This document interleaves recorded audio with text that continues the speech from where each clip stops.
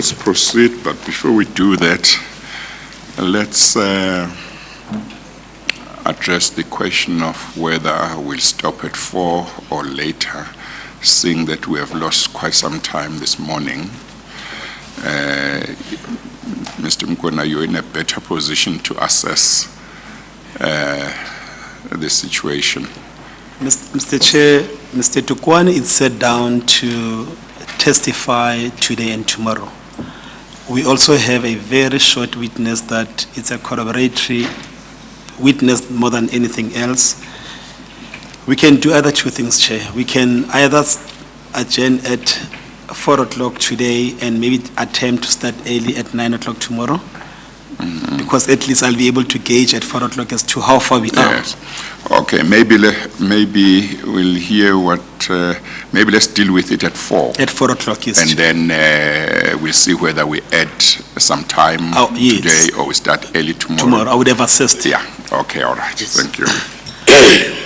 Mr. Tukwani, just before the lunch adjournment, I have referred you to your statement where you begin to react to the amendments which are contained in Mr. Iqbal Sharma's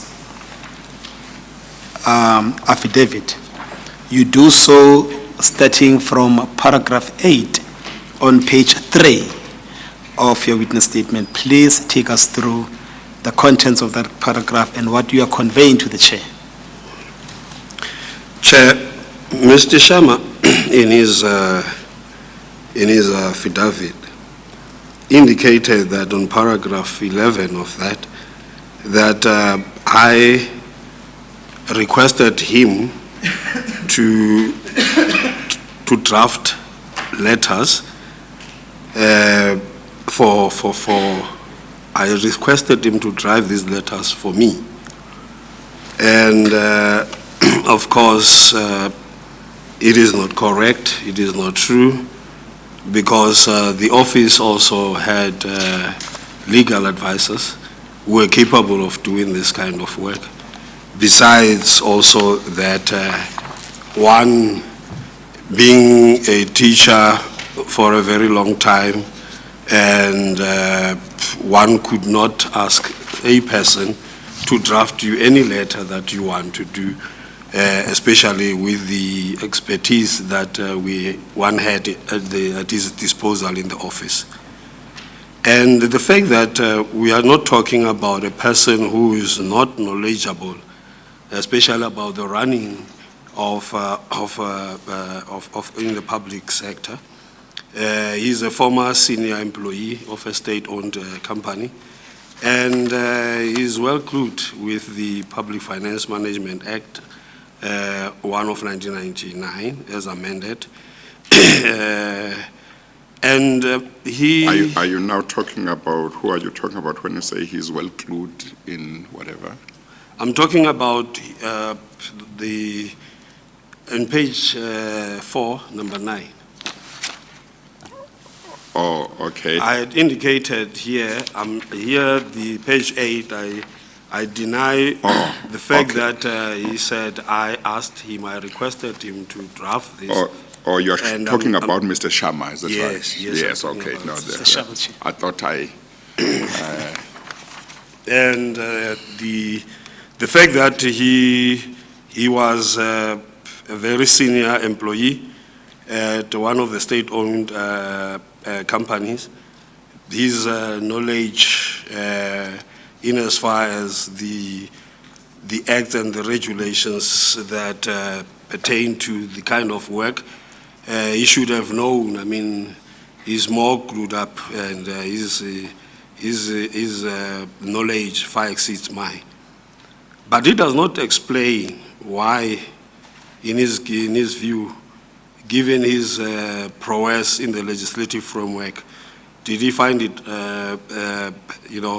opposite to deal with me as the MEC instead of dealing with the accounting office of the department? The question is, why would a person persist in dealing with the politician when he knows that in terms of the administration, the head of the department will be the one who will deal with all these matters? So I think the only thing that one can include is that it falls within the practice that has fallen the public sector in the sense that once you get hold of the head, despite the fact that you would hear from time to time political heads or executives will always be proud in stating that they don't sign anything, and every time putting the officials under the bus.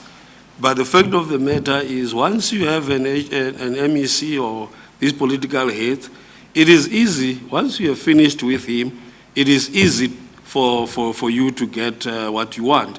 What do you mean when you say finished about him? I mean, it might be quite a lot. I'll make an example. Yes. I think what he was doing here, he believed that it will be easy for him to get into the department and get what he wants if he were to convince me to do what they wanted me to do.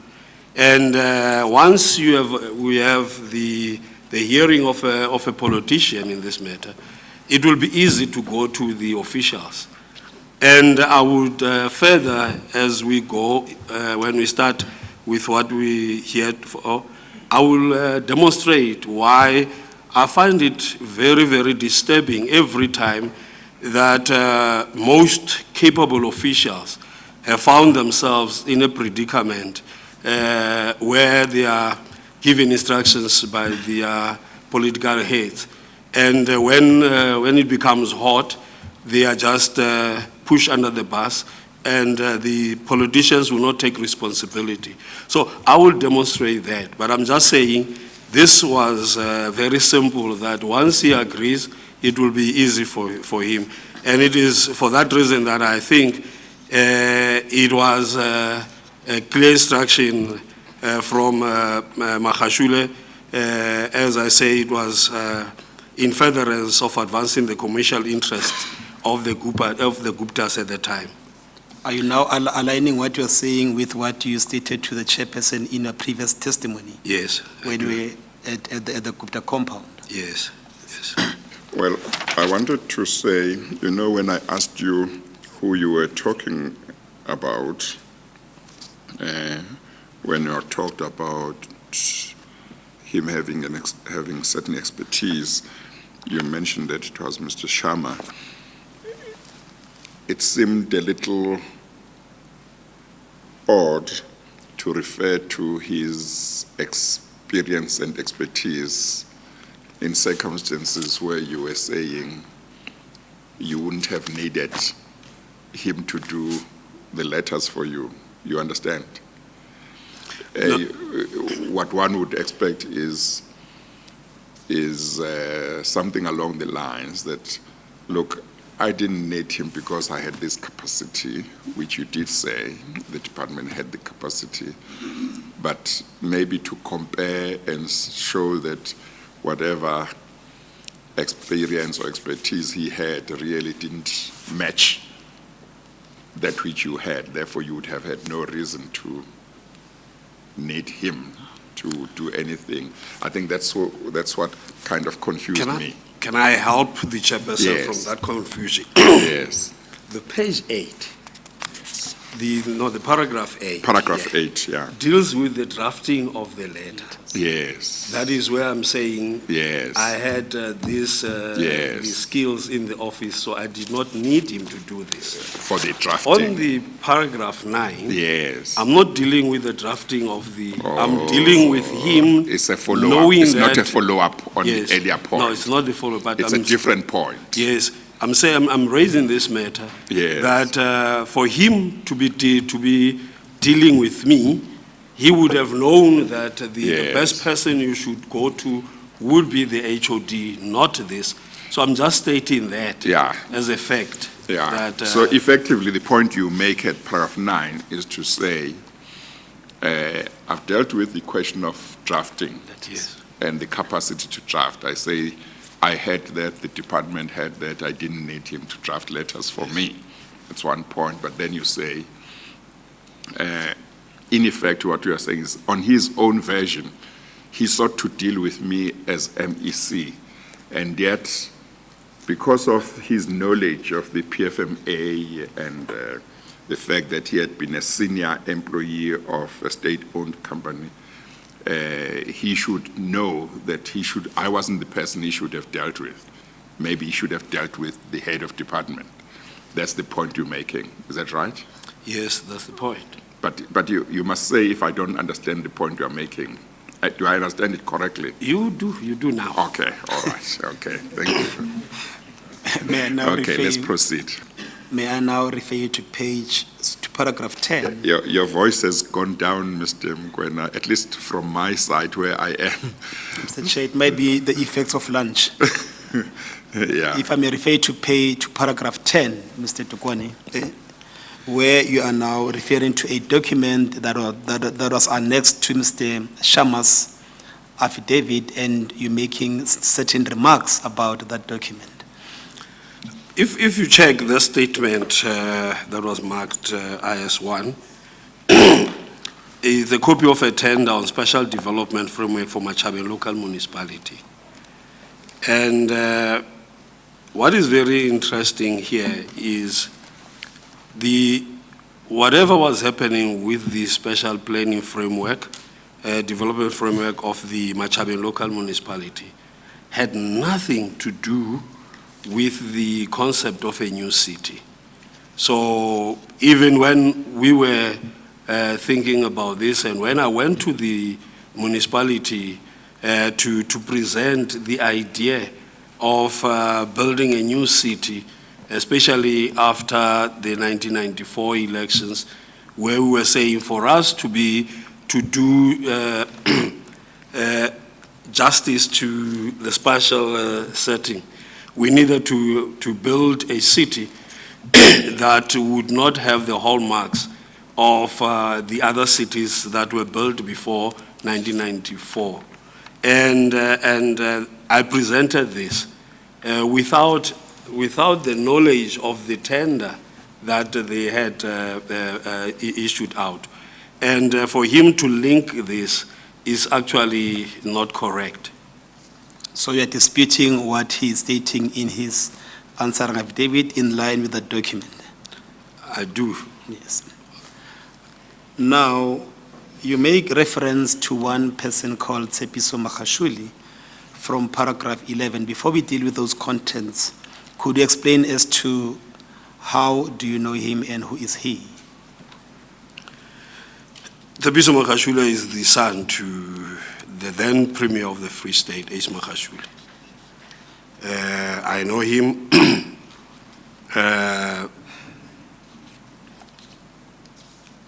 as a businessman, but also as a son to Ace. Well, must just indicate that when you say a businessman, you seem to put that in quotation marks with your hand. Is that correct? Or am I misreading what you are doing with your hand? Chairperson, you see, I'm doing this deliberately. Is it something I should take note of, or is it something I shouldn't take note of? No. There are many people you would find outside who will tell you that they are business people, they are businessmen. But you would only see their lifestyles changing, etc., but you would not link him with any business whatsoever.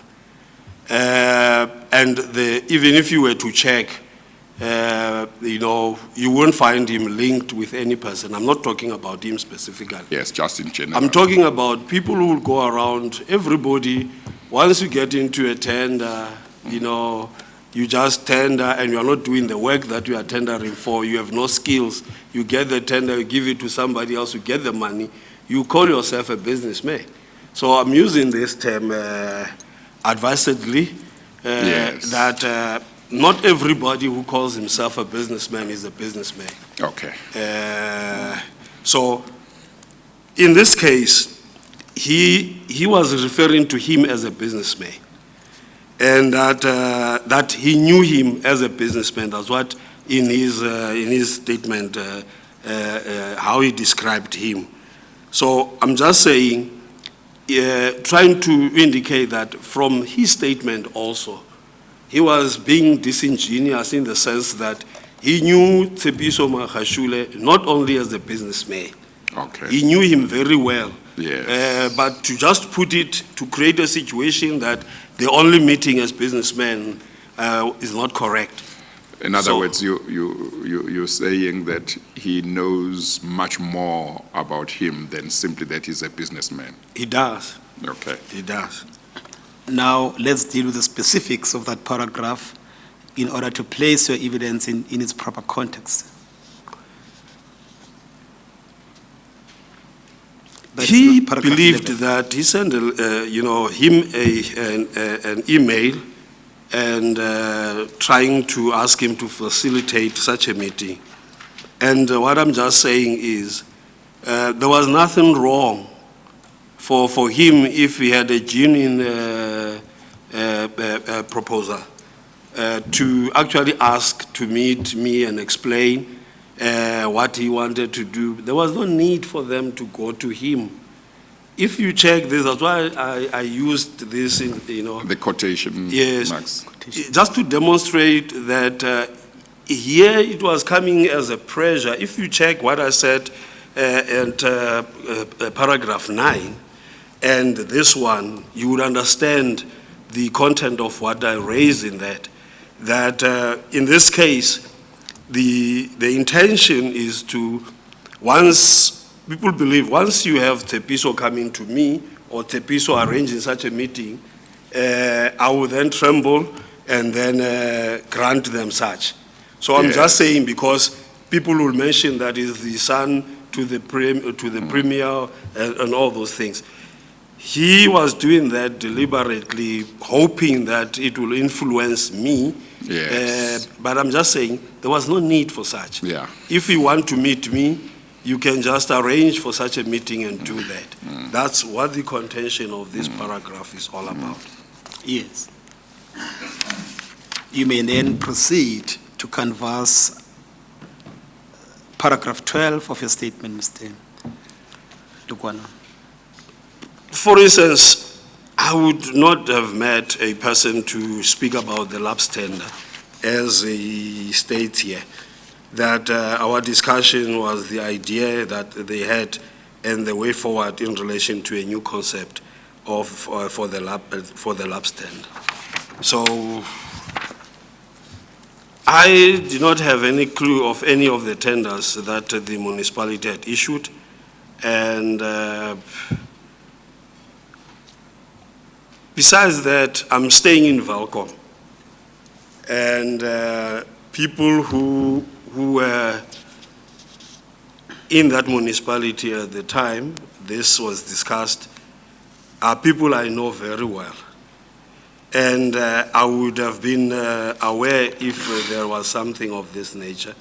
And as I say, I don't think here the person was telling the truth. He was very economical with the truth, especially with regard to the statement he raised about the purpose of our meeting, that he is not telling the truth in that regard. Yes. You are also reacting to Mr. Sharma's paragraph 10, and you dispute the assertions that are contained therein. You do so in your paragraph 11, Mr. Lukwana. This also, I'm going to put some context later stage. But in this case, the most important thing, Chairperson, is that when you get the kind of an information, for instance, the desire was coming from us, and we wanted to do that, we wanted to build this, we were engaging people that we could have as partners. It will be my responsibility as the MEC to engage with the HOD to really prepare a submission that will go to EXCO. But if they have unsolicited bids, then they are free to approach the premier or would come to the office and engage with the HOD, who will then prepare these. This is a normal practice that will be there. But in the Free State, I will come and explain that a new system and a new culture emerged. So this paragraph also that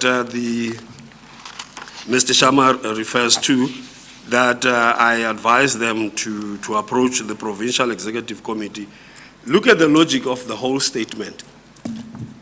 It is not them, that is P3 and Nulani, that's Mr. Sharma and the other person, that were interested in the building. It's an initiative coming from us to say we want to do this, and opening up and discussing with other people. You will discuss with them, and they came also to say they are interested in doing this. So I would not, logically, I would not just, now that the idea is ours, and then I turn to somebody and say, go to, I advise you go to the, make a submission to the Provincial Executive Committee. In any case, the memo, I'm going to demonstrate why this is a problem, because it happened in one executive meeting. It's part of the issues that I will raise, that an office that was not a line department, line function department, presented a memo in the Executive Council, and there was a problem with the concerned MEC. And in this case, if you bring anything to the Executive Committee, it has to go through the department and making a submission. Under normal circumstances, that will be the fact. But at any rate, as you will see, Chairperson, even when the matter was presented, I was not even in the executive at that time. I did not even present the matter. If it was so, why would the MEC who was acting on my behalf at the time take the matter to EXCO if the advice was for them to go to EXCO, Yes. So you're distancing yourself from what Mr. Sharma is saying in statement? In statement, Yes. yes, I do. Now, if you may summarize from us what you are dealing with from page 6, you dedicate part C of your statement to deal with the documents that were annexed to Mr. Sharma's affidavit. If you can summarize for us those issues which you believe are critical for you to outline to the chair in relation to the documents. Can I paint a picture, Chairperson? Yes. Here we are sitting in a meeting. It's myself, Mr. Sharma, and the other gentleman, as it says, Mr. Thomas for P3. And then a document is presented. And then this document is going to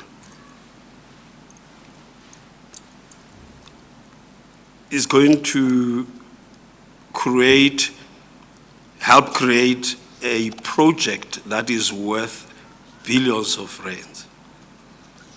I'm sitting in the meeting with the gentleman, and to also give the background in what I'm going to say, I was the Speaker of the Legislature for a very long time, and I got to understand a number of things and how to deal with these issues. But sitting there, here's a witness. They sign, I sign as an HOD, and I sign as an MEC. The two gentlemen are sitting there looking at me, signing as an HOD, signing as an MEC, and then signing, and they're signing, and we don't have any witnesses. And then they go out with the document, which of course you will not find this document in the department, except even when we were looking for information, we could not find that. But then the document surfaces, and then they say, this is where I signed. I signed both as an HOD both as well as an MEC. Now, if it does not sound strange that here I'm sitting with people, as I said earlier, who is knowledgeable, is looking at me signing, and not even suggesting that, hey, what are you doing? Why are you signing? But if you check the two signatures, you will find that they are not identical. I want to go to that document, Mr. Mkwena, if you can tell me where it Yes, is. Chair, we're just about to go to it. The documents will be found at Mr. Sharma's firstly statement, Mr. Chair. If I may go to it on page,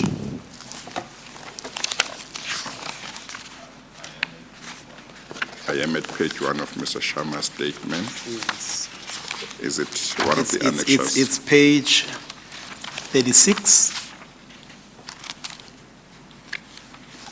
And I think page 38. Would that be the document, Mr. Dogwana? Yes. Yes. That is the document that the witness is referring to, Mr. Chair. Yes, okay. Now, in line with that document, now that we have opened page 17 and 18, you can demonstrate the point to the chair with reference to that document. If you check, it says, in witness whereof the parties hereto have caused this agreement to be executed by their respective duly authorized officers. For the provincial government of the Free State, acting through its Department of Economic Development, Tourism and Environmental Affairs, there is a signature.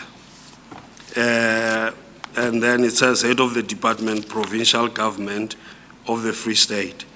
And it's written M.A. Dukwana, 5th October. And I have said this over and over, Chairperson, that despite the fact that when I write, I write the Dukwana as D-U-K-W-A-N. You have it again as page 18. A and A, yeah. Yeah. And you have it there as page 18. So that is why I said if the commission so wishes can take these two signatures, because as I say, I would not be that stupid to sign here and to sign also as an MEC. In this, I was representing the provincial government as a member of the Executive Council, and then doing this when they did that with Mr. That is Mr. Sharma and the other, Mr. Thomas. Now, and as you know, Chairperson, in every document that you sign, there will be witnesses. And this one also would not have been an exception. So I would be signing a document, and the document signed by me, there would of course be a witness. In this case, there's none. And here also he's signing, and if you check the witness one, there is space for witness in the document, but nobody signed in those gaps, including the consortium itself of Nulani Management and P3 International. It is with that in mind that I request the Commission to do a thorough investigation into the matter. Yes. Well, I see that it looks like no date is reflected as to when, no date is reflected on the document as to when the signatures were appended. Is that correct? The date is there, the date that is there is the 5th of October 2011. Oh, it's, okay, it's written below the name. Yes. Yeah, no, thank you. But, well, I don't know what Mr. Sharma has not had a chance to respond to your supplementary affidavit. Is that correct? So he doesn't know what his response is to No, his... he was responding to the initial statement of Mr. Dukwana. So Yes. this is the response. Yes, what I'm Exhibit- asking yes. is whether Mr. Sharma is is aware of Mr. Dugwana's response to his Oh, statement. yes. He was also. He was given. We did finish him with a 3.3. Yes. And the relevant portions of the statement, definitely. And there's been no reaction. There's not been any reaction, Mr. Chair. Yes, well, You'd recall, Mr. Chair, that also in our opening remarks, when we dealt with the different individuals, yes. we indicated that he was one of the persons that was Yes. favored with the Yes. statement of Mr. Dugwana. Well, we'll hear what he will come when he says here, but it's quite strange because I guess you may have a situation where one signs the same document in two different places, where Mr. Dugwana signs for himself as MEC,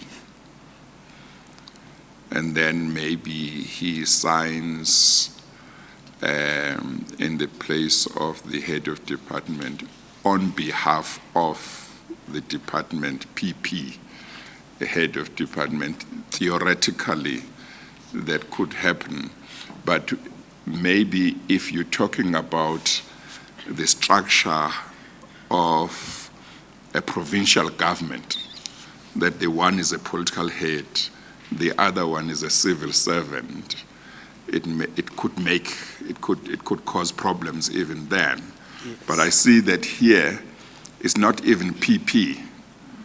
As I see it, it seems that the person who signs in both places holds both positions as MEC and as head of department. At the same time. And of course, that's a legal impossibility. So that seems quite really strange. Yes. But Mr. Dugwana, maybe to remind the chair, in your early testimony, when you commenced with your evidence in April, you indicated that your legal team did bring an application in the Free State Court where certain documents were sought. Am I correct? You're correct. And that there was an understanding that you were going to be favored with certain documents. Was this document ever produced officially by the government of Free State? No. Well, let me go back to the question, to the issue on which I've just remarked. You set out your history from 1994, the positions you have held in government in the Free State province, but you also set out your history to some extent as a member of the ruling party and as an activist. Have you ever known of anybody in any province who has held the position of MEC and head of department at the same time since 1994? It's not allowed. It cannot happen. It cannot happen. It does not happen. And you have never heard of anybody who No, does I have that? not. Yeah. I have not. Okay. Now, if I may refer to page 7 of your statement, you make a further point on paragraph 22 and 23 as to why you are distancing yourself from the amendments contained in Mr. Sharma's affidavit. Please take us through what you have stated therein. The Premier, I think we will also demonstrate, issued a directive that I'm sorry, Mr. Tugwana. I don't know if it's me, but both you and Mr. Mkwena, your voices are very soft this afternoon. Please try and raise it if you can. Last time I didn't have any difficulty hearing you. it's food, it's food, it's food. Okay, all right. I'm saying, Chair, that the most important thing is that the then Director General issued a statement indicating that all contracts or any contract that is to be entered into, they should go to the state law advisors. Is that the Director General of the province, Yeah, the then Director General of the province, Dr. Nwaila. Dr. Ngwenya? Nwaila. Oh, okay, yes. That is something that I will also talk to. And and also the fact that in the department we've got legal people who do the drafting of these documents. And at any rate, once you have a document like this and you say it is legal, this was the same document that Mr. Sharma used at some stage when they wanted payment. And if I had signed the document, I would be the worried person who would want to see payment made. But there were so many threats coming from him in relation to taking us to court about all these and making so many allegations. But those threats never saw the day of light or the light of day. And all I'm trying to say is when people do these kinds of things and go out and threaten us that you have signed a document and therefore you must deliver on the document. It was at that time because when we met with them, we were still getting information. We only indicated to them, I personally said to them, they should come in and we arranged for them to have a workshop with the staff. And then with that they will understand because we had established a team. So they will then get to understand what exactly we want. But for them, even before we had finalized that process, they had issued, they wanted to be paid, an amount that they requested at the time. And if you recall in the previous submission that where we pointed out that they had indicated when we met with P3 was willing to help us in terms of the pilot project that we wanted to do first. They would get the information and then they will do it at their own expenses. But at the later stage, armed with this document, there was a request for payment. And I declined such a request because it was not what we had agreed with these people. You remember also the fact that this thing happened, and at the later stage there was a request to visit the Gupta's compound. If I had signed and agreed to this thing, I don't think there would have been any need for me to go to the Gupta compound. So this is exactly what I'm just stating as a fact that, and giving that context, that I'm not just denying, saying this and then it's not possible and that I did not do that. I'm just saying these things as they are presented here are not reflecting the truth of what exactly happened when we met. And we're not meeting only them. And the fact that they then wanted the project to be run by them when you needed to go out on a tender, it's a huge amount of money, it's a huge project. It was going to be a huge project. You wouldn't just do a project like that without going to a tender and allowing the processes to continue. But they thought that it would be easy. That's why I was saying, once they have the MEC, they thought that it would be easy and then they can get whatever they wanted. So when I refused this payment, they went to the HOD, and the HOD also did not want to get himself involved in this. Yes. And then they threatened to go to court. And up until I was fired in 2012, nothing happened to this. Can we now move to deal with something slightly different arising from your statement? You are mentioning certain threats which were made by Mr. Magashule pursuant to you having testified in this commission. You begin dealing with those from paragraph 27 on page 8 of your statement. If you can explain to the chair. Chairperson, on the I'm sorry, Mr. Tukwana. I just want to say for the benefit of the technicians, I think there is something they have done which has made both of you quite audible to me now.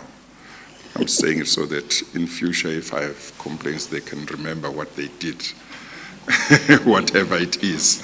Chair, we are told that the It's the aircon. the aircon was interfering with our voices. Oh, okay. Then next time they will know it's the aircon. Now I can hear both of you very well. Yes. Thank you. In this paragraph, I stated the fact that on the 5th of April, after my being here at the commission, Mr. Magashule was interviewed by Mr. Samkelo Maseko from ENCA. And in that interview, he intimated that he was going to take me to court. And upon hearing that, I, without delay, instructed my attorney to address a letter to him to receive any court documents pertaining to his legal threats. In other words, you wanted to make it easy for him, that if he wanted to sue you, he knew where to take the papers to. I know that because I was no longer in government, it will be difficult for him to, because I don't think Maybe he to knows. find you. Yes, I do not want to make it difficult for him. Yeah. So I then asked my lawyers to do that. You didn't want him to say, I've been looking for this man, I can't find him. I want to serve him with court papers. Exactly. I was making it easier for him. Okay. May I refer you to page 35 and provide page? some page 35, Chair. 35. Yes, in order to provide context to what you have stated to the chair, and if you may identify that document for us. It's a document from Mashala Komani Masekela attorneys. And who are they? They are my attorneys. Yes. Now, what does it say, what is the subject of this correspondence? It was addressed to Mr. Elias Sekhobelo Magashule at Lutuli House, and the address is given, and the date was on the 9th of April. And then it is service You can of read court. the letter. Yes, please read the letter. We act for and on behalf of Mr. Mxolisi Dukwana, our client, who on the 5th of April 2019 testified at the Commission on State Capture before Deputy Chief Justice Raymond Zondo. Our client learned through the media that you intend approaching the courts in relation to his testimony at the Commission and instructs us to receive all the correspondence and or court papers on his behalf. We urge you to direct any correspondence and or serve any court documents to us. We trust that you will find the above in order. It is signed. Yes. And if you may turn to page 36, Chair. And if you may also identify that correspondence for us, who it was intended to, and the contents of that email. It's a letter to Mr. Magashule. It's from the office, I suppose, ANC 1912, from Maseko, Pule Maseko. It was sent on the 10th of April, and then it says, "Good morning, ma'am. Kindly take note that the office of ANCSG, Comrade Ace Magashule, has received your email on the 10th April 2019 from Pule Maseko, PA of the ANCSG, and the number is there." So this confirms that this correspondence was indeed received by the office of Mr. Magashule? Yes. And from that date when he threatened legal action against you, do you know if anything has happened? My legal team has not informed me of that, therefore take it has not come to pass. Yes. May I then refer you back to your statement with particular reference to page 8? And you may proceed, please, dealing with the contents. The last paragraph, just to put context on paragraph 28. Chair, I'm stating here that to date, my attorneys have not received any correspondence such as a letter of demand for me to retract my submissions at the commission or legal documents from Mr. Magashule. I stand ready to face Mr. Magashule at any court in the Republic. Yes. So you maintain your evidence which you have actually conveyed and stated or adduced before this commission, before the chair? I do, wholeheartedly. Now, may I refer to page 9, where you are providing the chair with the reasons as to why you deemed it necessary to provide evidence to this commission. You may proceed to summarize paragraph 29 and 30 of your statement, please. The ANC in its national conference, commonly known as the Nazareth Conference in 2017, one of the resolutions that was accepted and came out of the conference was encouraging members of the ANC, one, to fight corruption with everything that they have, and where they know of any corrupt activities, they should report that, encouraging every member of the ANC to come with evidence that they have at their disposal to come to the commission.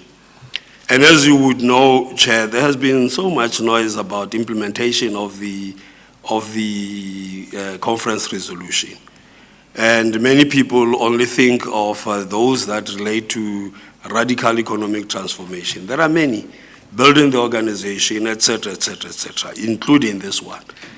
And as a member of the ANC, disciplined member of the ANC, as I said earlier, that there is an ANC that I know that I got to know very well when, as an ex-officio member of the ANC back in 1991, when there were leaders at the time, as I said, where one got an opportunity to drink in the well of such greatness and understanding the ANC and not what we see happening now. I then felt that as a disciplined member of the ANC, I needed to respond to this call. And that is why, despite the fact that there are risks involved appearing at the commission, so one was responding to this call, and notwithstanding the risk that is involved.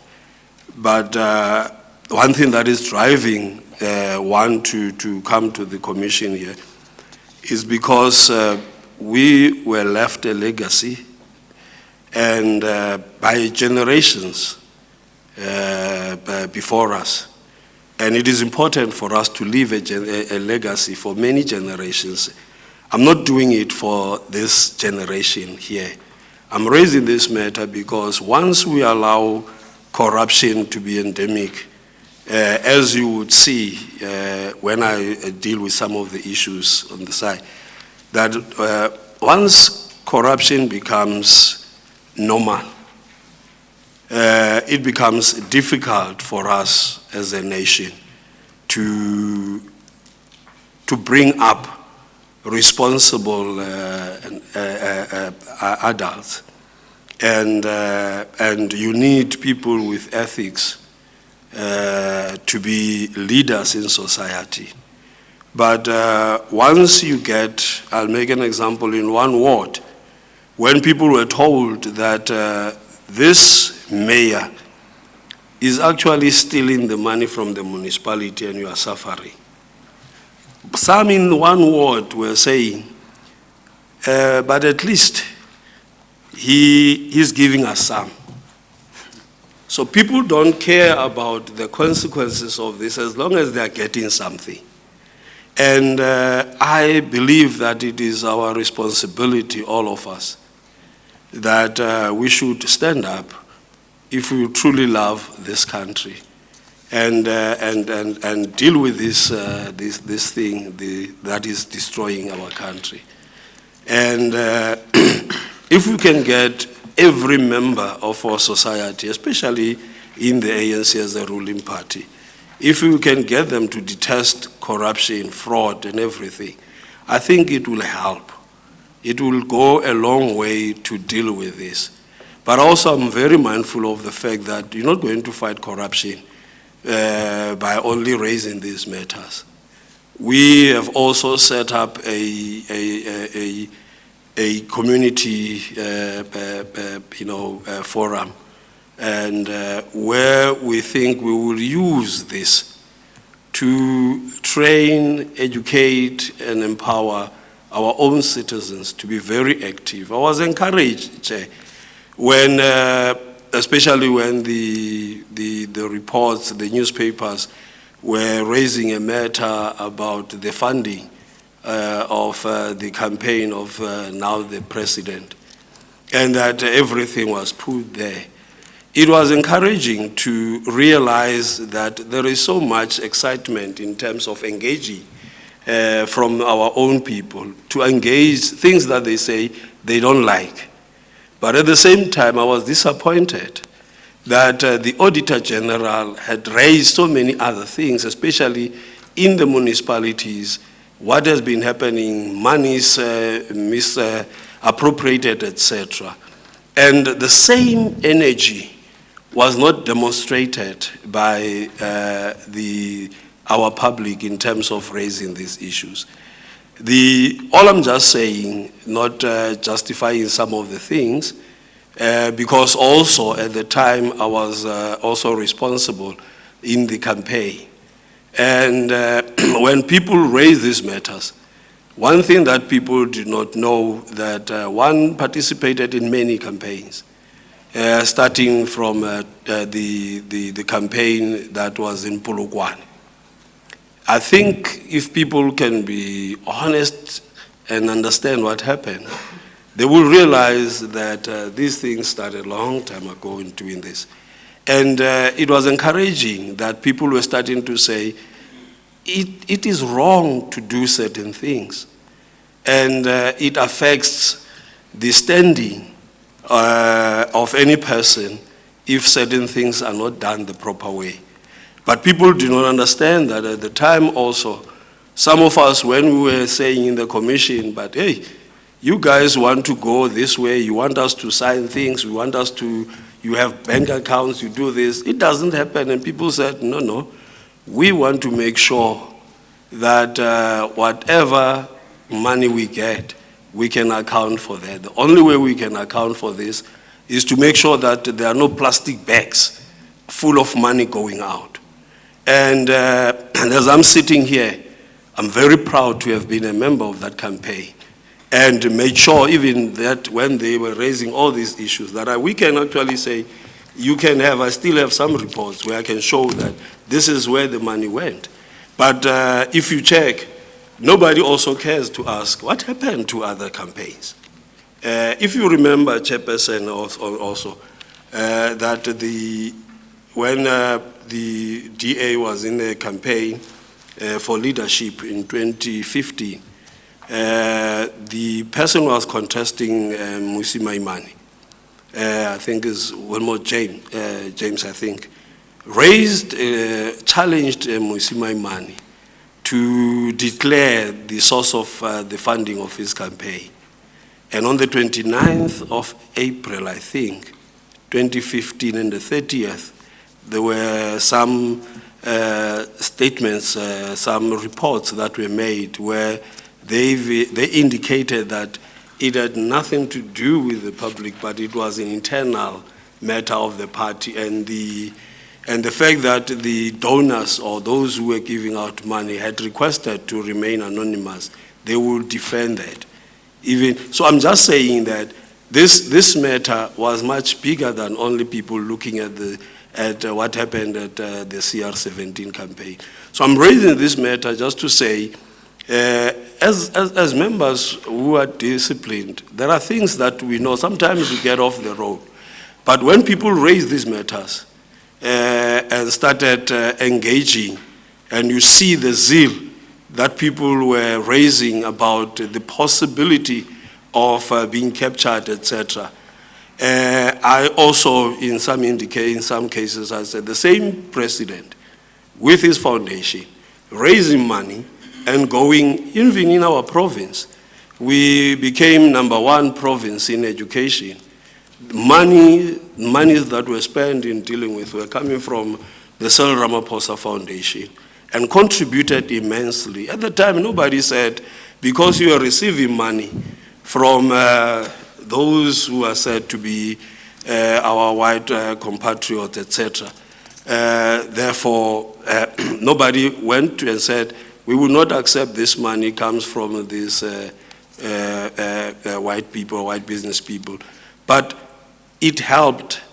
And for one to suggest at any given time that if you are given an opportunity to contest and money is spent and somebody spent money for you, that automatically opens up you to being bought, etc., etc. What happens to those who contributed money and they did not make it? So all I'm trying to say is all of us have a responsibility as members of the society to make sure that when we see things that are not going according, what we expect as our values in society. I have my value system, but once I get into a group, I get also to understand the value system of that, or the culture of that group. And if it does not augur well with my value system, I walk away. But if the organization then swallows your value system, it leaves you shallow. It leaves you inhuman. You don't feel, you will not live, you will not contribute. So that is why I'm saying that.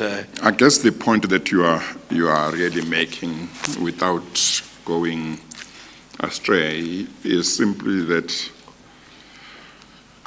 you feel that both as a citizen and as a member of the ANC, having regard to the values of the ANC as you understand them, having regard to one of the resolutions that was passed by the ANC at conference in 2017, December, you feel that you have an obligation because you know that certain things happened that fall within the terms of reference of this commission to come forward in response to that call made by the ANC through that resolution, to come forward and share with the commission what you know. Yes. That's what you are That's saying. correct, sir. Yeah. That's correct, sir. Well, you may have heard that I've said quite a few times that I believe that there must be many past and present ministers, deputy ministers, and directors general, and other senior officials who know some things that happened that would fall within the terms of reference of this commission over the years, and that I still think that the number of ministers, deputy ministers, past and present, and directors general who have come forward to this commission to assist it is a very small number compared to all those numbers. And I don't know whether, because when you talk about those categories of people, most of them would be people who come from the ruling party. I don't know whether any of them who may be having knowledge of lots of matters relating to state capture and matters relating to corruption that fall within the terms of reference of the commission are not coming forward because they think if they come forward and expose these things and tell the commission and the nation what they know, maybe they feel as if they'll be putting their party in a bad light, and that it may be construed as if they are not loyal. But I don't know whether you can enhance the status of your organization by sweeping corruption under the carpet and things like that, rather than coming forward. But what you are saying is there's a specific resolution that encouraged all members who may have knowledge to come forward and to do something about these matters, and you are responding to that call. Chairperson, somebody once said that sometimes you need to go deeper, go down into the well, for you to see the stars in daylight. And sometimes you need to get to the bottom of things for you to be, to see things clearly. I don't think, in my view, you see, there is a difference also that we need to look into, what the ANC stands for, and also people who come into the ANC. There are those who just join the ANC because they think by associating with the ANC they will get certain things. But there are those who are revolutionary, who were activists at some stage when there was nothing for them. It was risky just to be involved in these things, with no reward whatsoever.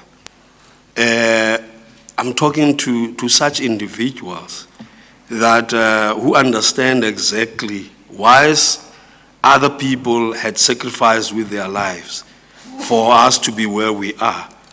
And I don't think it puts the organization in a bad light when we deal with these matters.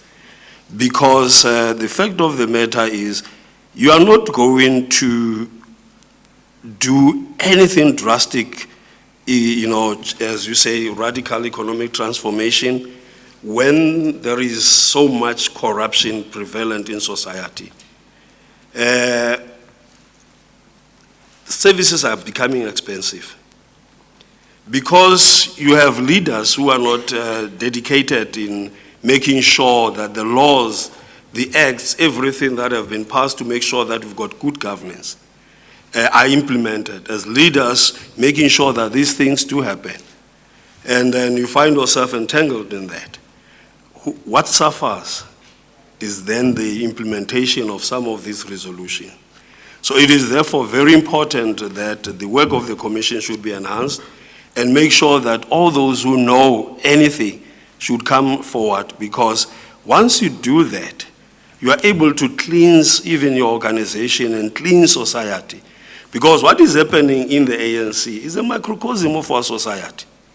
It was not surprising at some stage when it was reported recently that in one school in KZN, children were demanding that there should be a 1 hour smoke break, And if you find such things happening, as a parent, as a citizen, you should be worried.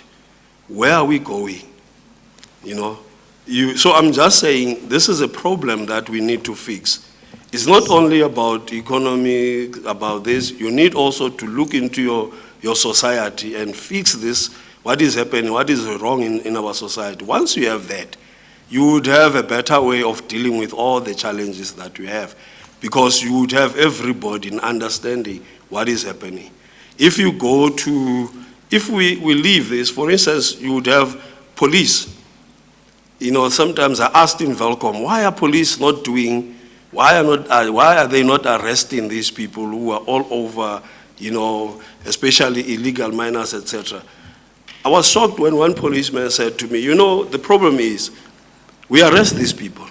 When we get to the police station, this person will then claim that he had 100,000 in his pocket and you stole that money, he wants it. And then what is going to happen? There's going to be a departmental investigation taking in. And sometimes these police go through this difficult thing.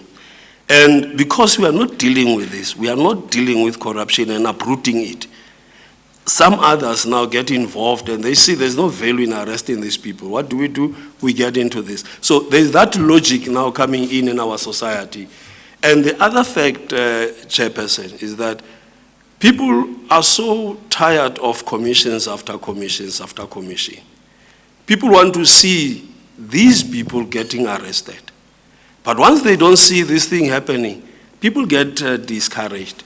As I'm sitting here, and as I said earlier on, the unfortunate thing that is happening is the threat to a breed of professionals in the public sector. And many have been destroyed. You talk about Bramley, a very brilliant guy. But because of these things, you have lost such brilliance, you know. And there are many others that are out there. Others are afraid. If you check in our society now, especially in the public administration, if you can do a research, you'll find many, especially in the senior management position, many of them have, one way or another, been admitted for depression. Because they are given instructions that are very difficult. They know, I can't do this. But because they have seen that if you don't do this, there are possibilities. You're going to lose your job, or you're not going to get any promotion. And that is a problem. So I'm just saying, for us... See, I'm sorry, I'm interrupting you. See, that's part of my problem, because precisely what you say, from what one has heard from people and read over the years, one would have thought that there would be a number of people who fall within the categories that I mentioned earlier, whether it's a DG or a deputy DG who says, I was in charge of a department, of that department, and this is what happened. Or I was a deputy minister, I became aware of this, or as a minister, I became aware of this, and so on. And to the extent that one is talking about DGs, deputy DGs, and maybe lower officials, they are not coming forward to say, well, for example, I was instructed to give this tender to so-and-so, and yet there may well be many such cases.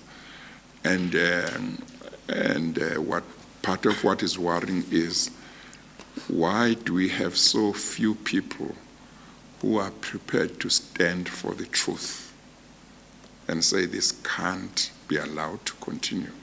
You referred a few minutes ago to an era in our country where a lot of people were prepared to stand up for the truth and for justice when there was no reward or monetary reward or reward for them personally that would be there for standing for the truth, who were prepared to take risks, who were prepared to leave their families and go into exile, spend time in jail, be detained, be beaten up by the police, apartheid police, and stay true to the truth.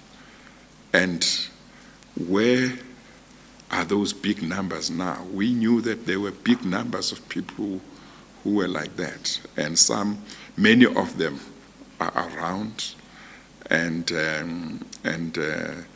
but people, the numbers of people who are coming forward who fall into the categories that I'm talking about are very, small. I mean, we appreciate and greatly appreciate those numbers, those people who have come forward, and we commend them.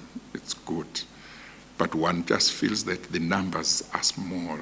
There must be so many people in the provinces, in municipalities, in national departments who know a lot of things, but who are keeping quiet, who are not saying, this is our country, I owe loyalty to this country, and I am going to go forward and tell the nation what I know, so that there is a chance that this country can change for the better. Mr. Tukwana, we have heard the chair's plea, and I'm sure that you have also tried to articulate the reasons why you deemed it necessary to come before this commission.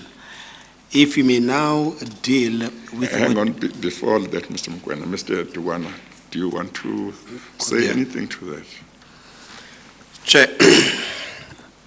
there are many people out there who are willing to come to the commission. If Chair remembers, the last time I was here, I indicated that the fact that some people think that it's only English, and I saw that there were people who had translators. There were translations, and many people are excited, you know. Yes, I remember you But said that. also you have a challenge. You see, toxic leaders have a way of dealing with things. They instill fear. And many of these people are left vulnerable. Let me make an example. There is a video now, a video clip doing rounds in my province of one mayor, ex-mayor, who was making threats about a person in the supply chain who was alleged to have given information either to the public protector or to the Hawks. And these people were there, and you know, this mayor was going on and on and on and on, threatening them. And no, we know you, we know your phones. We have seen, we know, we can track your email. You send this email, and then you started using that and doing this. And we are not going to be working with such people. And we will take you, you'll go home, and you'll stay home. So if you have these kinds of things in the environment that we have, many of these people, some of them are still in the employ of government. And this is the only way that they have now, you know. And if you get fired, because there's also something that is happening. You have many of us as politicians, or these people in government, there is an issue that if you fight me, you fight in the state. The resources that I'm using to fight that are not mine, are the state resources. You as a person, you're using your own resources. So I'll make sure I deplete your resources and fighting you. So I will go to court, you know, remind this, cause all these things, and when you've got to go on paying these lawyers. Ultimately, these people are sitting with such huge bills, and then to face this. So what option do you have in this case when people, knowing exactly that they are the wrong, but go back and use state coffers, state money, to defend themselves and make sure that these poor people are left outside there and they lose everything? So there are people who just, as I'm saying, there are willing participants, but there are those who are not willing at all, who feel very bad about what is happening. Yes. And the little that they do, in some cases, these are the same people who would say to you, I have this information. They give you the You know, information. yes. And then they say, you know, don't as mention long my as you're name. not mentioning them, as Yeah. long as you do this. So they are helping us in that way. They're not Yes. coming up. But as I'm saying also, as a societal problem, where you have workers, I'll make an example. They don't work Monday, Tuesday, Wednesday, Thursday during the week. They don't see that as corruption. It's quite corruption. They don't see it as corruption. But they get paid. And then come Sunday, come Saturday, it's overtime. In one municipality, for instance, we have a person who is in hospital, who was in hospital at the time, but get paid is overtime. So you have these kinds of things happening in our society. So people think that it's only by stealing or doing this, but also it's by omission, you're not doing certain things. Yes. You've got leaders who are not brave enough, but also the fact is, what do you do as these political leaders? You appoint people you know that are compromised. And this is the case in the province. If I know you are compromised and I have something against you, so it's easy to make a call.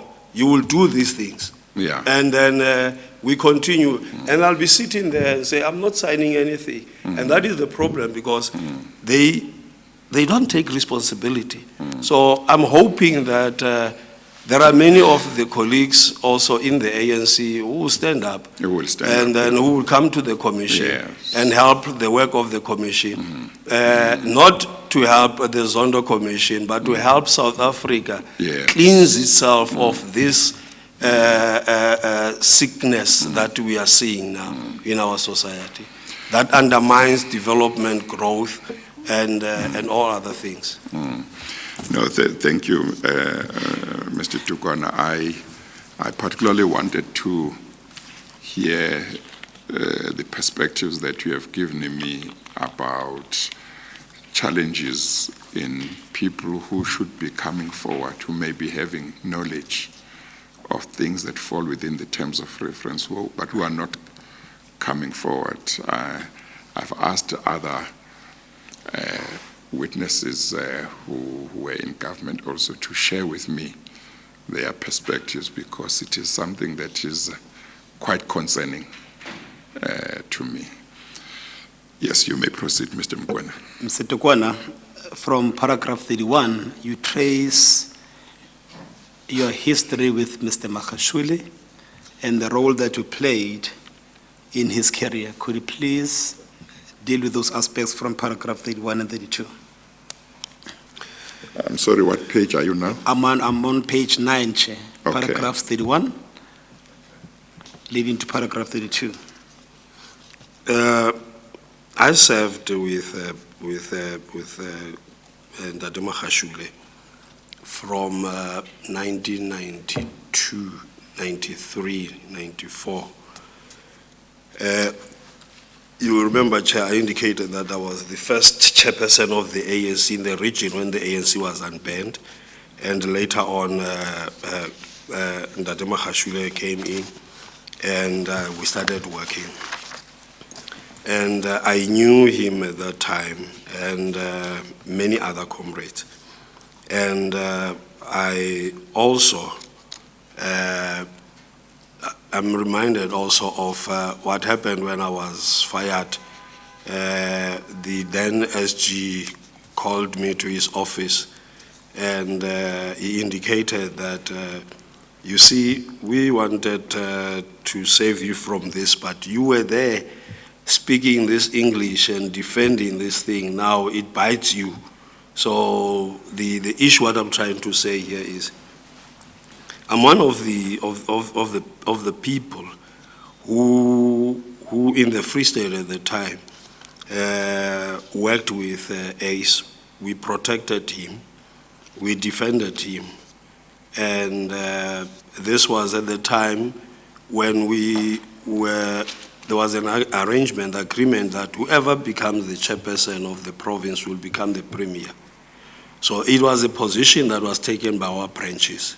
So we defended that collective decision that was taken and made sure that we will defend him. We will make sure that he comes in and becomes the premier. Unfortunately, the then president, the late President Mandela, did not appoint him as a premier. And then later on, Thabo Mbeki did not do that. President Thabo Mbeki did not do that. And then it was only 2009, after the conference in 2007, that he found himself here. I'm the person that when we came back from Polokwane, we went to sit together just to demonstrate some of we went to sit together at a hotel south and what is this street? In one of the hotels in Sentin, Catherine Street, Southern Side. And because I saw that in the conference, there were two people who were popular in the conference at the time. You would hear when the then President Zuma was coming in, it would be that noise, Zuma, Zuma, Zuma, Zuma. And when Ace came, it would go Ace. So And then when we were together, I asked him, I even indicated to him, isn't it time that you have outgrown the Free State politics and go to national? And we could engage to that level. And as we were speaking, I got the feeling that he was actually hearing me and understanding what I was saying, because I was saying, if you check in the government at the time, we only had Babu Mbalula, who were coming from the Free State, etc., but not necessarily through our structures. Mbalula at the time was in the Youth League and was so at the national level. So we're saying as a Free State, we have not been able to contribute in terms of leadership, especially even at the national level and also at cabinet. So I felt that it was my duty as a friend also to talk to him heart to heart. And we had that discussion. And he was feeling like agreeing up until some people came in who later became business people, who actually influenced him otherwise. And it was at that point when he felt that I was pushing him out because I wanted to be the chairperson. That's what people were saying at the time. And that was not the case, because we understood processes. We had at the time, who was deputy, we had Comrade Kaska Mukitlan, who was fairly capable of leading us. And we were not in a hurry to lead as chairpersons at the time. So we had this discussion, and I sincerely believe that my coming here, it's not because I hate the person or what. It is out of love for some of these people that we're mentioning them here, because I believe some of them do not sleep a person very well. When you have done something wrong and you feel, some of them don't even enjoy the money that they're having. So the issue here is just to say, but when even at the time when in 1996, 97, 98, when I think it was 96, before we were disbanded, there was a case where Mr. Magashule was accused of corruption by Ndadele Kota. And because we felt that Ndadele Kota could have come to the organization and dealt with this matter, but wanted to do that solo, we then rallied around Ace and defended him. There's one poor comrade who was, when Ace was removed as MEC, and this comrade was in Kwatwa, had to come, fetch the car, go out as MEC. But when he came back, he was no longer MEC. So he became an MEC for a short while, and then replacing the Magashule. But because of our efforts and everything, we were able to overturn that decision, and Comrade Ace became an MEC again and continued. But that led to us being disbanded in 1996 as a PEC. So I'm just saying, these things that we see, that we are raising here, are very worrisome, because the kind of a person I came to know at the time when we were still at Masada in Valcom was a very caring individual, chairperson. In fact, he would buy clothes, etc., etc. And if he gets people, he would give them. He was a person who was giving out and showing that he cared a lot about people. I don't know what happened. And there was a sudden change. And even when I did not support him at Nazareth, I went to his office when he was still the premier. And in our discussion together with him, I indicated to him, I showed him why. I indicated to him, I did not support you, even as I'm seated now here. I think that it was not a good position. That's what I said to him. And he knows this. I said to him, not anywhere.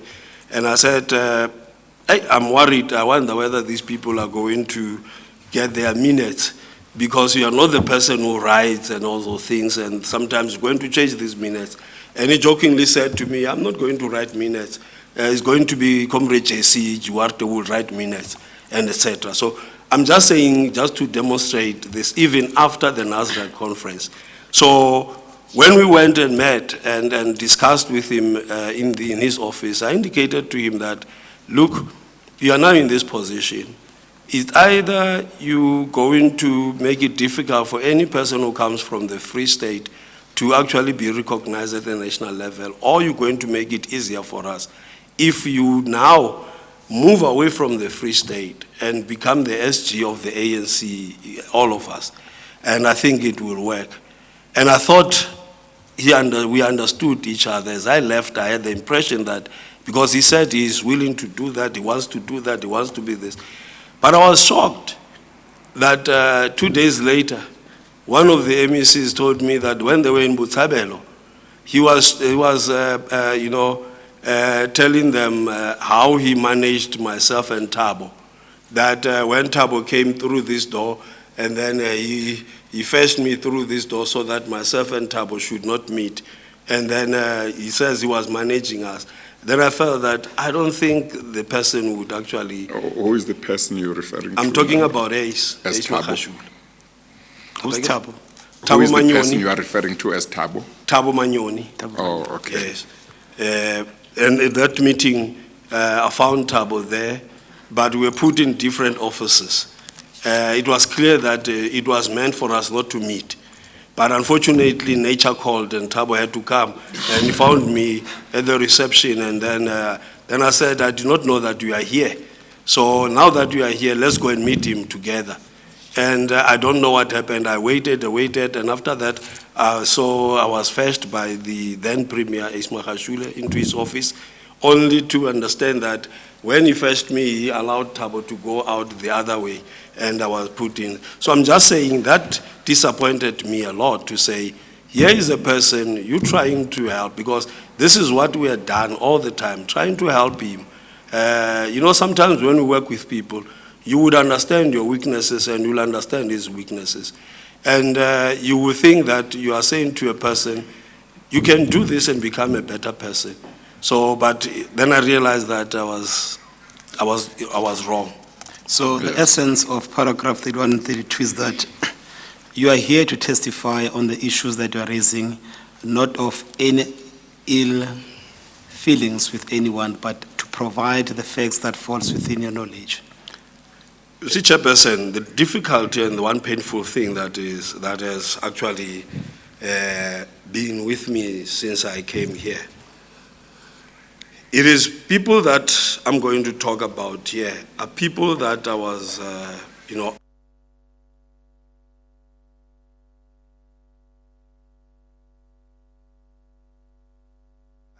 associated and worked with, etc.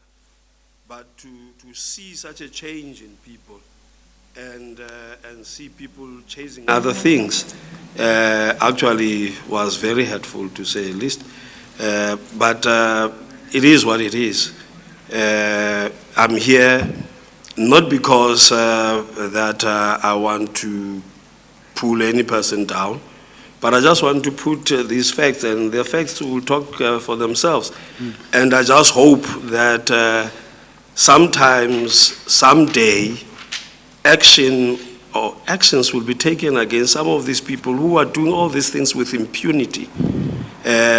People are even proud to tell others that, and they use as a Sotho word, and people will be proud to say, we will do this to you. We would, some people proudly in public platforms would say, we will deal with you. You will go. And you will do nothing about it. And then you will be out of work. And you'll be, you'll be poor. In some instances, and then they go, and we will take your wife. And this is how serious. They'll take your wife? Yes. And then they use, in fact, I'm just using a better word here, Chairperson. Yeah. Because I don't want to use the word that they use, strong word. Yes. But in fact, we have seen these things happen. In the province, I see these things, and many people see these things.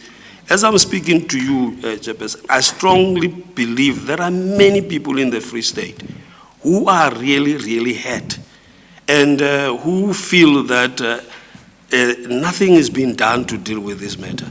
But I will come to this at the later stage. Yes, okay, thank you. Mr. Chair, loosely translated, o tla tsamaya ka thoko ho seeta. I'll make sure that you are poor. I can't take it any better than that. I hear you, Mr. Mkwena. Yes, Mr. Chair. Mr. Tukwana, on paragraph 33 and 34, you then demonstrate how Mr. Magashule would be able to dispense patronage, and you gave some of the examples. Could you please talk to those paragraphs?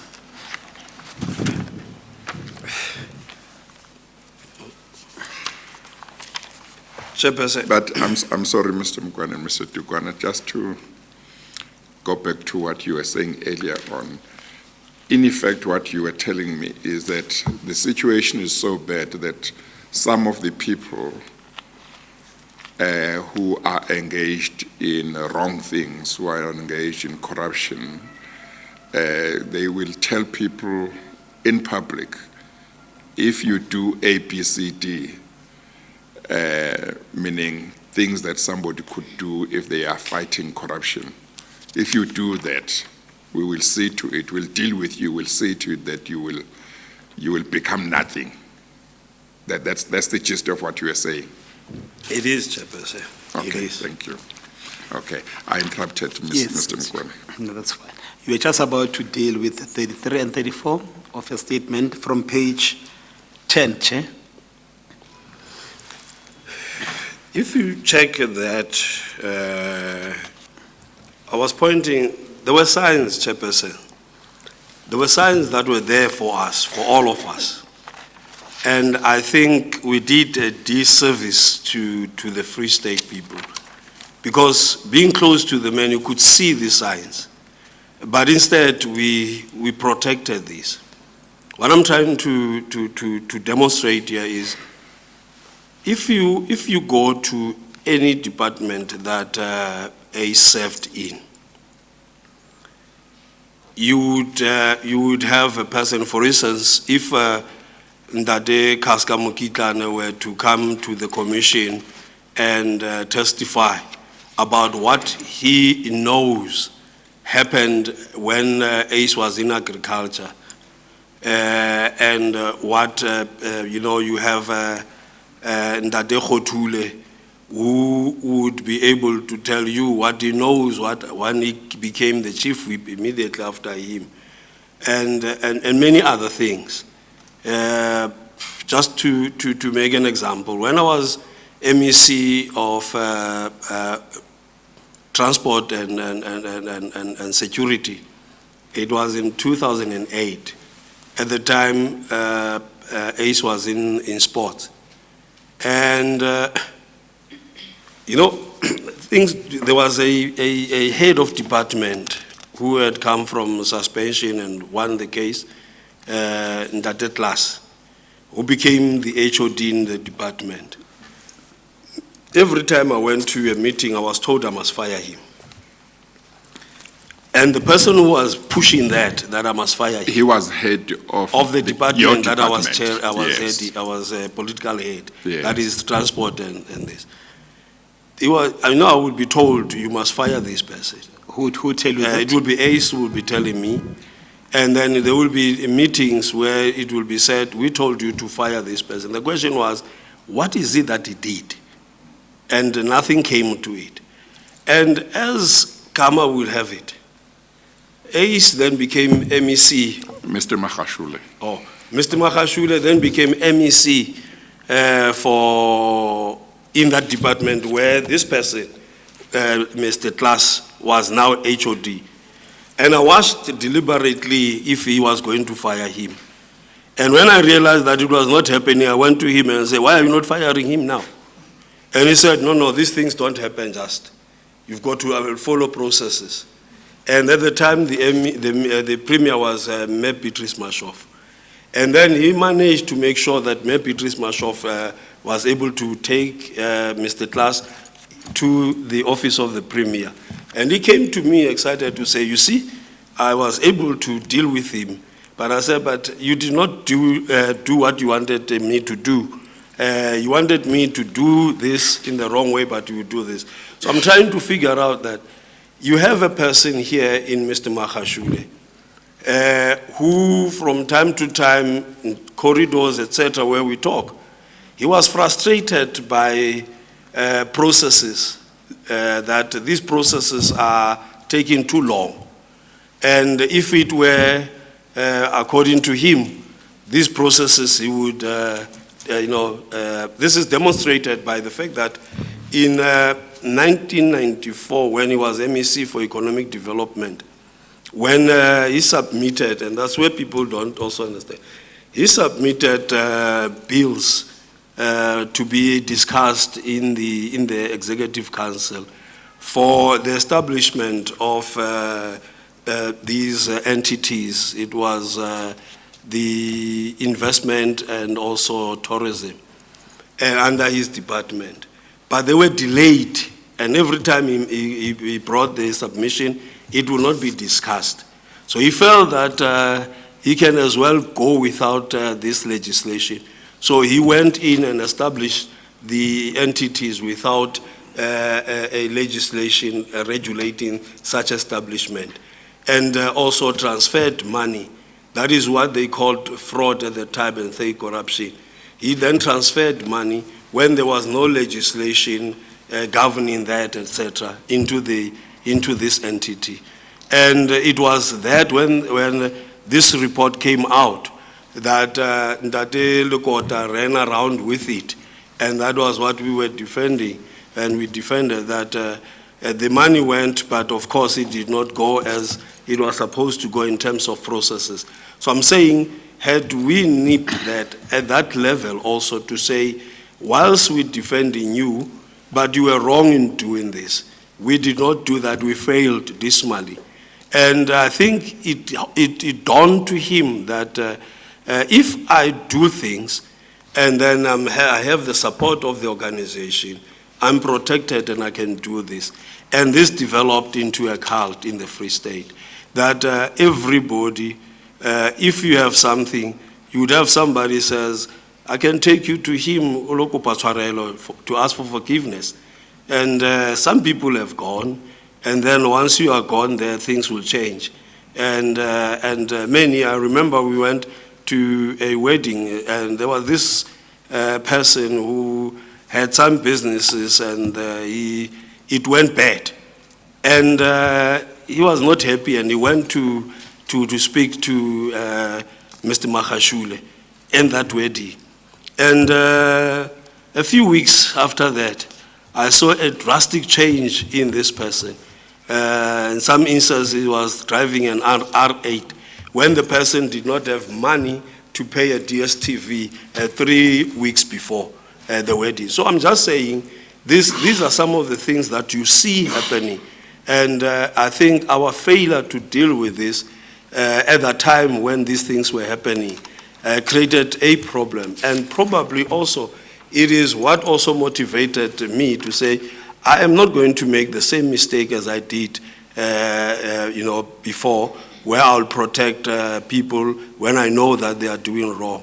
So it is with that in mind that I come to this commission to say, I am not going to sit down and keep quiet when things are happening that are wrong, because simply because the person that people that I'm going to talk to are people that I know.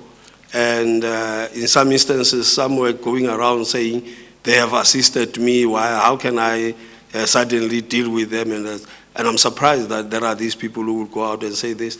So nevertheless, what I'm trying to say is, I'm here, Chairperson, to give you what I know and to the best of my ability in terms of raising issues that I know and issues that happen and some of the issues that you see happen. As I'm saying, I feel we failed the people of the Free State when we did not act at the time when we were supposed to have acted. And I have learned my lesson that you don't allow something small to fester, and once it has gone, you're not going to be able to deal with it. And this is what one quick lesson in life that I've learned. Yes. You sketch for the chair the 8 topics which you'll be addressing in a statement, and you do so on page 11 with reference to paragraph 36. Could you please mention into the records those topics that you'll be canvassing in this commission during this session of your testimony? I'm going to be dealing with the asbestos eradication audit, which I referred to earlier as asbestos heist. The Department of Human Settlement, which also, as we said, it's a heist, and the role of Ndate Blekisiwe, and the Operation Hlasela, Media and Communications Procurement, the Executive Council meetings, sanitizing forensic reports, and the International Scholarship Program. Okay, now we turn to the first topic, which... Sorry, through you, Chair. Yes. Sorry, Mr. Mkwena, could you please perhaps take Mr. Tukwana through paragraph 34? 24. 34, 34. 34, Chairperson. Yes, okay. Yes, thank you. Thank you. Mr. Tukwana, you mentioned to the patronage. Do you want to mention specifics in relation to that paragraph 34? Chairperson, earlier on I mentioned that, you have acts, you have all these things that are meant to help us. You have the Constitution, you have the Public Finance Management Act, we have got everything that if we were to follow what is inside there, we would actually be having departments that function properly. But a system, they say, if you want to fight the system, you don't fight it. You create your own system that will render this one obsolete. And in the Free State. Yes, I'm sorry. Before you proceed, Mr. Tukwana, I think that paragraph 33 leads nicely to 34. So I think before you go to 34, you might wish 33 to. as well. Yeah. Okay, I interrupted you, but I just wanted you to alert you to that. You may No, continue. that 33, Chairperson. You see, when you have a person like Mr. Mahashule, we thought at the time that, this man has brains. Who could remember who's the supply chain manager in this office, who is in the municipal offices, who's the speaker, who's the municipal manager. He would know these people by name. Because he would travel, he would go, he would visit, he would do. But what is very interesting also, he would know that there is a vacancy of a clerk, a vacancy of, lower ranking officials. Positions. In positions, in lower positions. He would know exactly in each municipality. And even when we were sitting at the deployment committee, sometimes we would look at this and names will come and you hoping that let's allow the processes and let's get the person. Then you will see that he knows this one. He has, so at the time we were really impressed that we've got a person who has keen interest in knowing people he worked with. Little did we know that it was not intended in the way that we thought it was. And as one will demonstrate later, that when I said a system was built in the Free State, a system of patronage, instilling fear, dispensing patronage, instilling fear, and to a large extent, Chairperson, that many structures were compromised.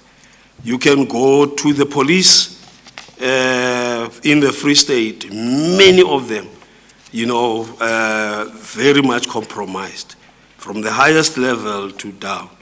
You go to the judiciary, if Chairperson remembers that I mentioned that. You go to the judiciary, and that is very interesting that I'm making this just to demonstrate that there is also a case of defamation of character by one person who claimed that he wanted to build, he established this movement, ATM. And the fact that he's taking it to Bloemfontein, I personally and said to other people, there is a reason that he's taking it to Bloemfontein, because he knows in Bloemfontein he will not lose the case. And Now, I'm saying I'm this. sorry, this is a case of who taking the defamation Mr. case? Mahashule, remember, the ANC is investigating allegations that during the election there were people who actually contributed or worked in establishing a party, I think it's ATM, and then there was a person who came forward with information to say and started mentioning Mr. Mahashule and others. And Mr. Mahashule ended up taking the person to court, demanding that, this has actually besmirched his name and all those things. So, and when we realized that it was taken to the High Court in Bloemfontein, we personally and some of my friends and some people who know what is happening in that space, we then said, well, he knows that he is going to get a verdict that will favor him, and it will actually make it very difficult for that commission to even start working. He will get a verdict that will favor him. And we're saying this with utmost humility because we feel that once we, as activists, as members of the organization in the Free State, it's actually the feeling that we share with many people. We have seen this in action. And there is actually one person who is involved in all this as a legal person, as an attorney, will be there every time the ANC takes you to court. If you take the ANC to court for whatever, the attorney that will be taking the matter will be this one. You know, we know what is happening. And I can't mention the person because we did not make him aware. But I'm just saying, there is this person who's an attorney in the Free State who facilitates some of these things, and then we know exactly what is happening. And some of the utterances to some of the people about when people are proudly indicating that if you have a case, you can bring it to us, we'll help you squash the case. So I'm just saying there is that feeling, that perception is rife in the Free State that some of our people who are serving in the judiciary in the Free State are really compromised. And some of them were also doing business at some stage with the provincial government. Some would have... is that before they became judges or what? Yeah, it was before they became judges. And some would have their wives also working, doing business with government. So we know what is happening in the Free State. And as I say, you've got a system running parallel to what you see. When things are wrong, this system that you're supposed to be doing, people will only comply. An example that when I mention all these things is the fact that you see also pastors. You've got so many pastors. Well, before you go to pastors, you mentioned what you have mentioned in regard to what's happening in the Free State in relation to litigation that goes to, I take it you are referring to the High Court.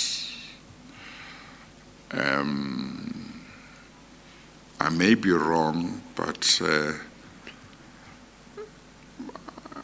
I don't know whether I may have read anything along those lines.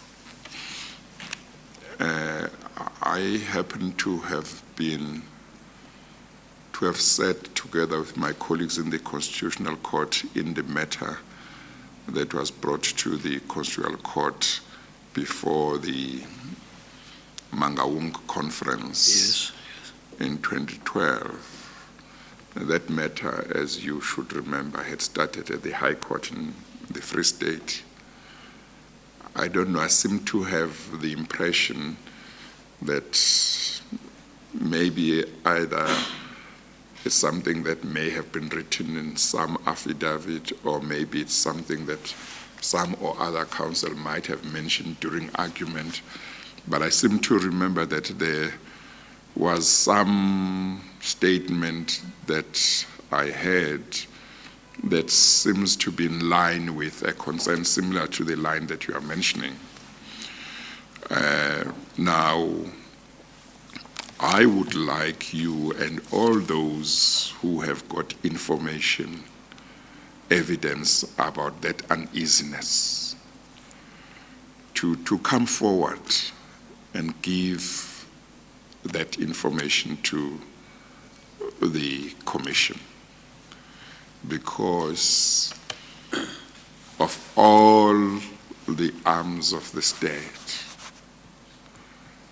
the judiciary is the one arm where people should feel comfortable that if they bring cases, those cases will be dealt with impartially, without fear, favor, or prejudice. And it would be a matter of grave concern, even if there was just a perception. So one would like to see whether there is a factual basis for the perception, so that if there is, that can be dealt with, but if there isn't, then the nation can be told boldly that that perception has got no factual basis. So that's what I would like to happen, so that those concerns can be looked at, and if there are facts to it, we can look at them. So that's what I would like you. I would like to say to you and to all those who may know what you are talking about and have got information. Okay, is that right? I think many of us will be prepared to do that. Yes, please. Yeah. Yes. Please, not in the interest of the country that there should be any such perception, and it should not be resolved one way or another. No, we will do that, Chair. Yeah. Okay. So I was just saying with regard to this dispensing of patronage, but for them to be doing some things.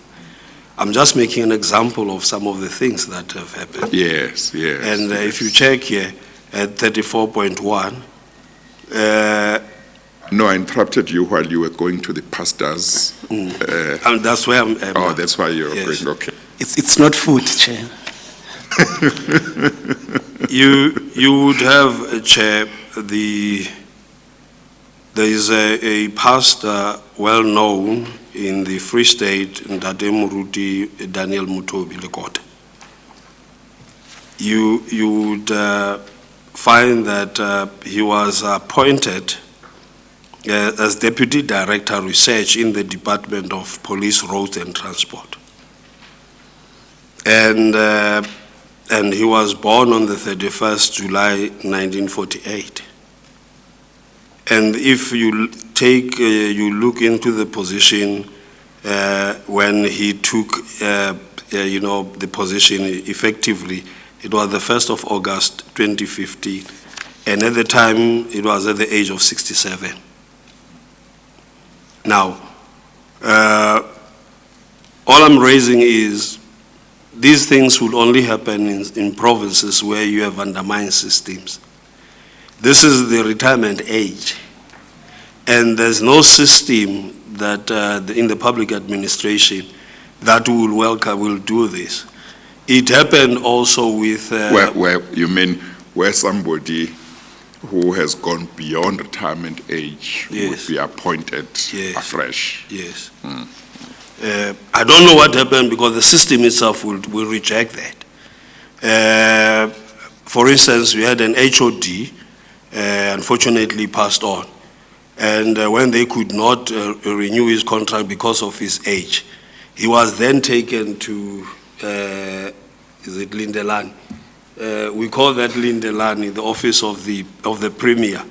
If you are on your way out, there is a collection area. That will be the office of the Premier. You stay there, and then you still get the packs and all that, and afterwards, we either decide you leave because you are not doing anything, or you stay. So many other people who were HODs and at the end were demoted or whatever from the position, they will go to the office of the Lindelani. Lindelani. And of course, Lindelani means It's taken from when people are being deported, etc. They would where you Home Affairs wait. yes, where you wait, and then you will be Yeah. deported. So we would use such words in reference to what was happening in the office at the the time. Premier.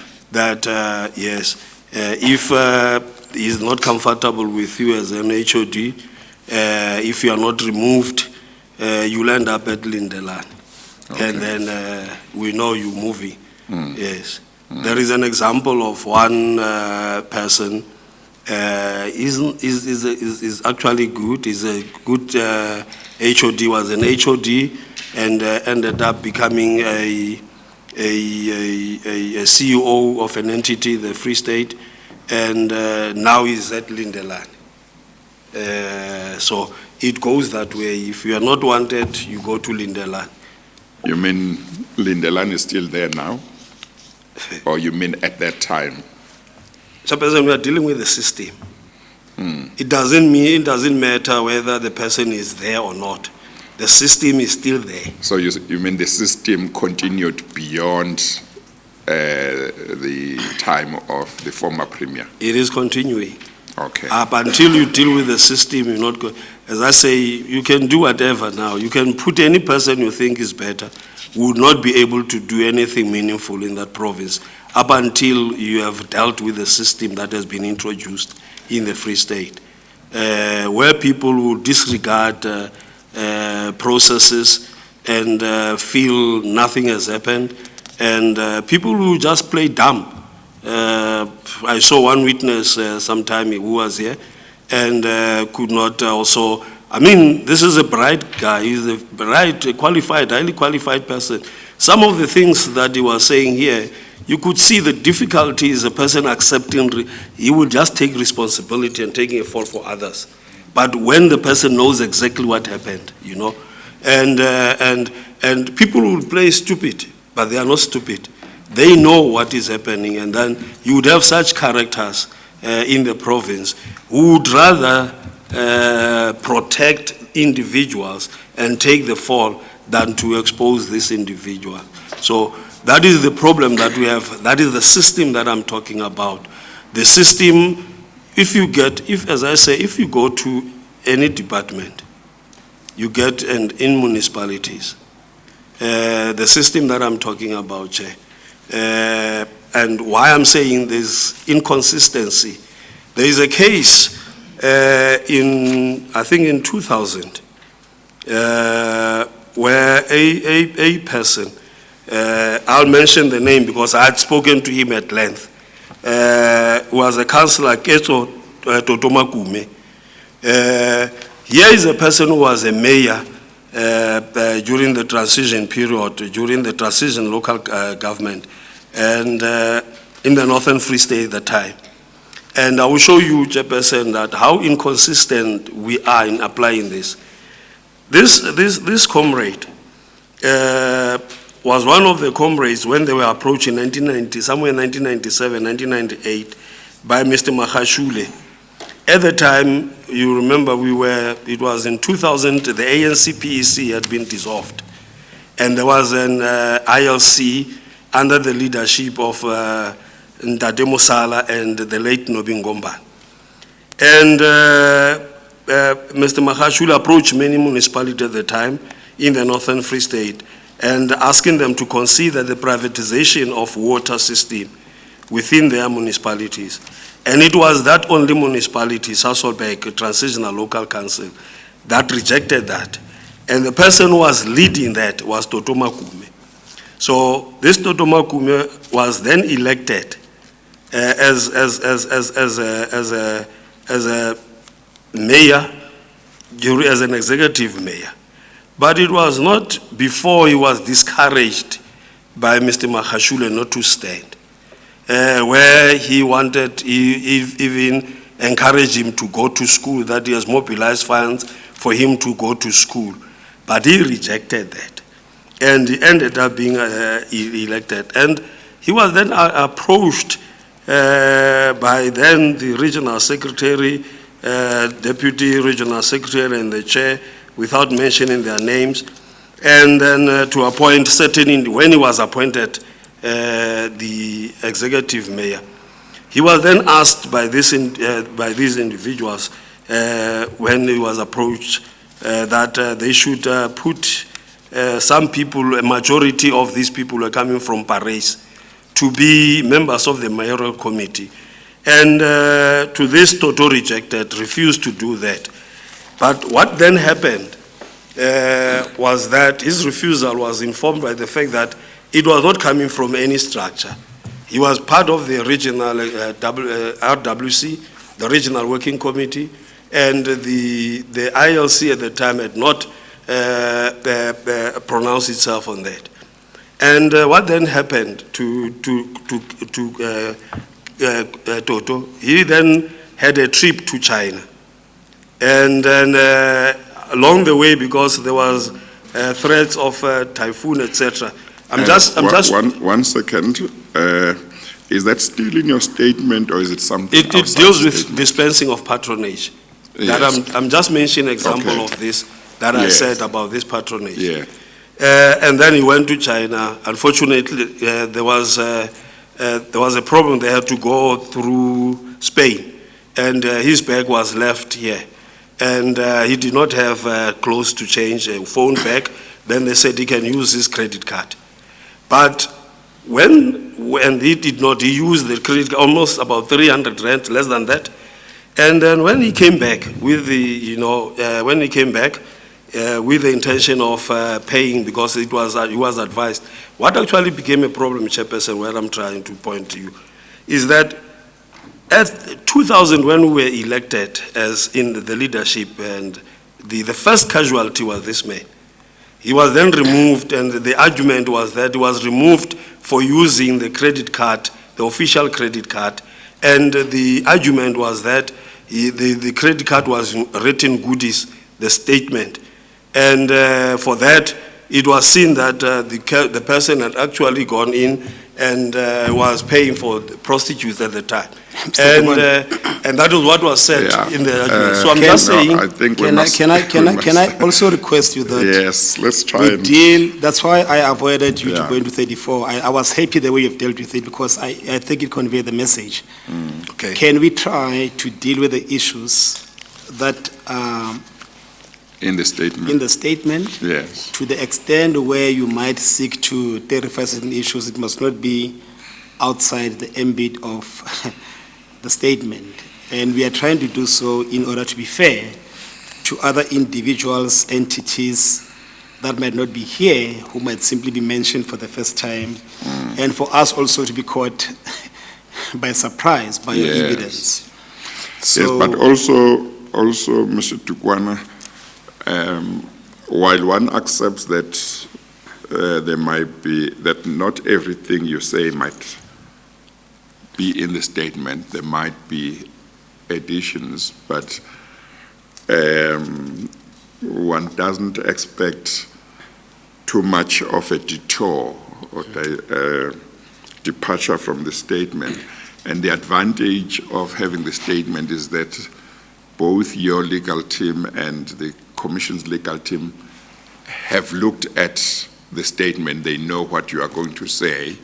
And but if once you go outside it too much, you might say things that they would have said it's not proper to go into. So So it's, there is wisdom in sticking to it, but as I say, it doesn't mean that you can't depart at all, but a limited departure when there are grounds to justify it is understandable.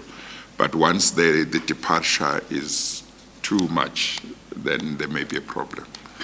Okay, all right. Mr. Mkwena, you Yes, Mr. continue. Chair. Mr. Chair. I take the council chairperson because not arguing the point further. All that I needed with this was just to demonstrate that in terms of taking decisions, in some cases you have a person with this, and then you've got other people with who have done a lot of damage and nothing was done to them. So it was with that in mind, but I take your counsel. Yes. And if there is anything else that you might not have included in the statement that you think is important, you can later on talk to your counsel, and if there is a need to do a supplementary statement, that can be done. Okay. Thank you. Chair, I was just about to move to the specific topics, and the first one being the asbestos eradication audit. It's quite an involved topic, Mr. Chair, and subject to your directions, if we may have an early start tomorrow and deal with it right away, rather than to deal with it now. I wonder whether you don't think we should take go a little further, even if it's up to 4:45. You think if we I might attend- mention the names which I'm not supposed to mention. It's now in the Oh. afternoon, Chair, but I think that I need to restructure those Okay. amendments carefully. Okay, I see Council for Mr. Dugwana agrees. So, all right, then tomorrow, what time would you suggest? 9 to o'clock, start? 9 o'clock should be Yeah, sufficient is for that us to fine? cover that. That's fine. It's That's fine. in order, Chair. Okay, we will adjourn now then, and then we will commence at 9 o'clock tomorrow morning.